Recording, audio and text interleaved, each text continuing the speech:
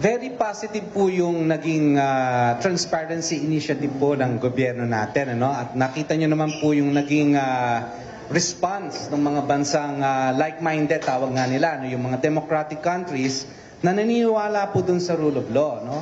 However po, ang Chinese propaganda machine or influence operations po, yan po ay isang global network. Global network po yan. At maging dito sa Pilipinas, ay meron silang mga conduits. No, yung mga Chinese-speaking media, for example, kung titingnan nyo po ang mga pronouncements niyan, lahat po yan ay nagpupush or nagtutulak na tinatawag nating mga Beijing narratives. No, katulad po nung, for example po, yung Global Times, isa pong pinamalaking dyaryo sa China. No? Pagka po binasa nyo yan, iba po yung kwento doon. Okay, doon sa mga dyaryong yon. No, taliwas po doon sa nangyayari dito sa atin. No, kaya po judging from their from their resources, isang global media network po ito. No, and ginagamit po nila to para kontrolin yung naratibo sa buong mundo.